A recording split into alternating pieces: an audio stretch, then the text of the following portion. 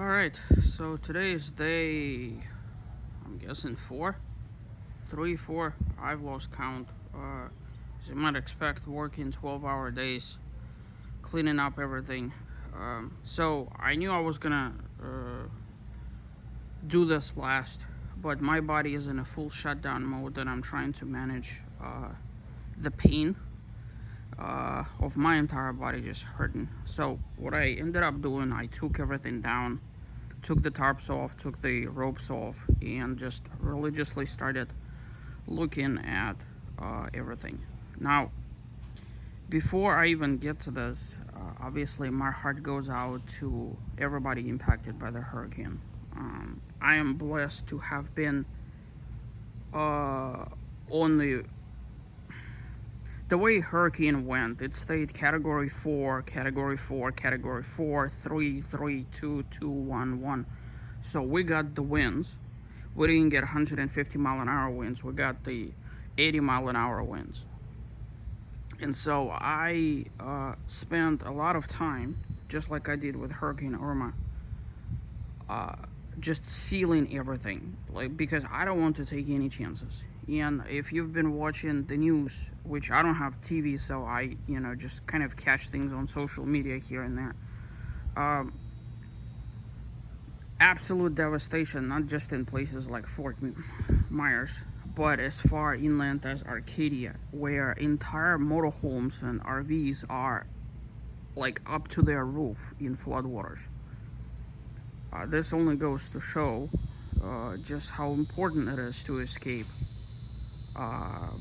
and most certainly be as far away as humanly possible from waterways in Florida during a hurricane. But that being said, in my neck of the woods, there's a lot of people that have motorhomes, and most people elected not to do what I did, which was seal entire thing. And so there's a lot of people in the neighborhood that have water damage and intrusion and everything. And the way I look at it is like this: if you don't like your RV that much that you can't be bothered to invest some, a few pennies to basically, and a couple of hours of your time to basically seal everything from things like wind, water, and everything else, well, then unfortunately, you kind of sort of have to deal with the consequences of your own. So, nonetheless, there's a whole bunch of people in my neighborhood with damaged RVs. Mine, so I'll get to that in a second. So I've taken the tarps off, I've taken the ropes off, I've taken everything.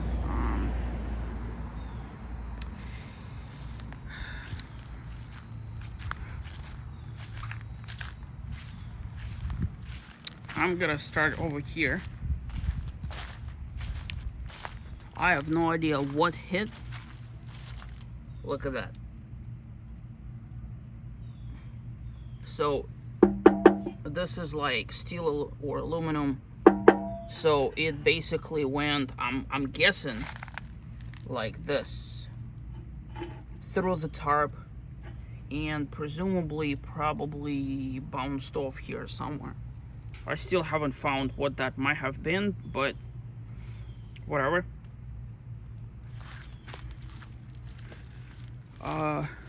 Let's see. I've been looking at it from the outside. I don't see anything that stands out to me. However, I saw another thing.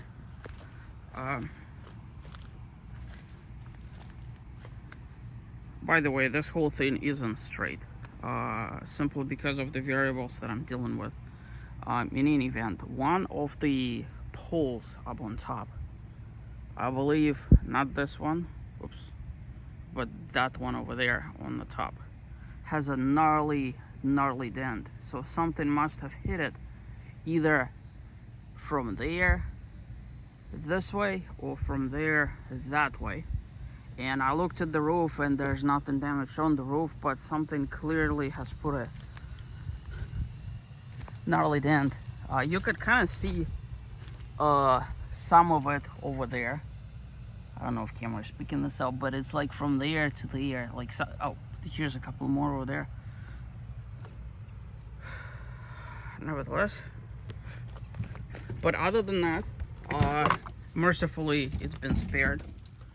So, I'm gonna learn you guys a few things.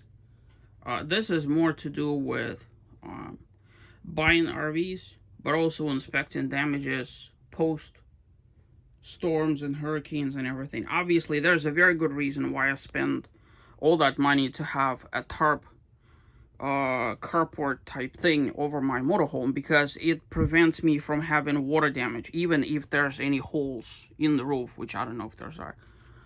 But one of the very first things, oh, by the way, I obviously check my roof all the time and seal it. So one of the very first things, if you're buying an RV or if you're checking RV for water damage, open every single cabinet and bring a flashlight with you. And it actually helps if you darken RV as much as you can, or if you have a really bright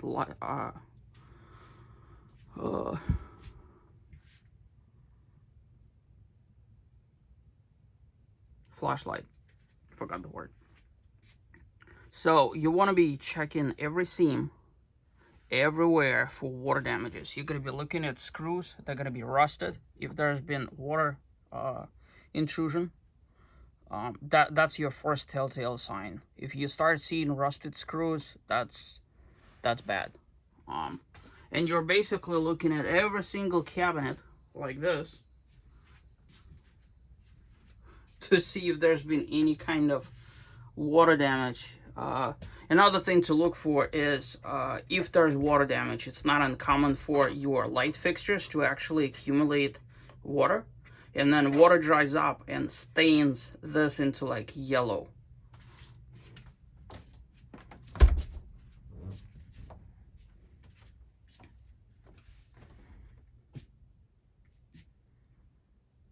As you see,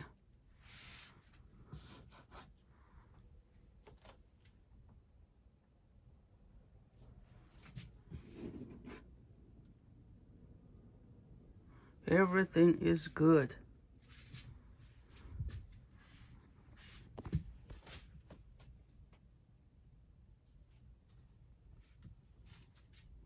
And cabinets, obviously, and same applies to everything, really.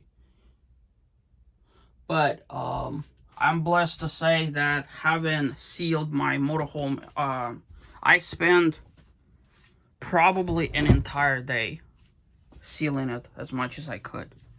Like, legitimately, that was the very first thing that I've done, was seal the motorhome before I did any preparation at all.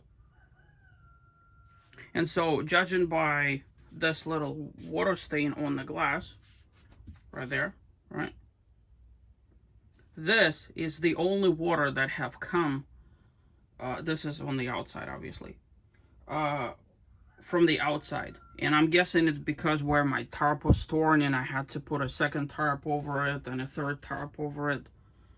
But for getting so much rain and so much wind, I've done a pretty darn good job. Entire thing is dry as a whistle. So very happy, very, very happy. Another thing is, if you're in Florida, or any kind of humid climate, damp red, buckets of damp red. I actually keep 4. If you notice, I actually mark them with dates. They do have a little meter thing on them. They're like $10 at your favorite store. And so when they begin soaking in all the moisture, eventually it reaches this line over here. So this prevents mold and mildew and everything else.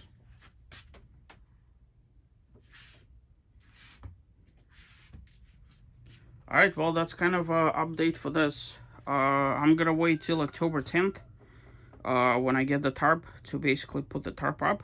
Now I need to make some phone calls my air conditioning in the house doesn't work after the storm. So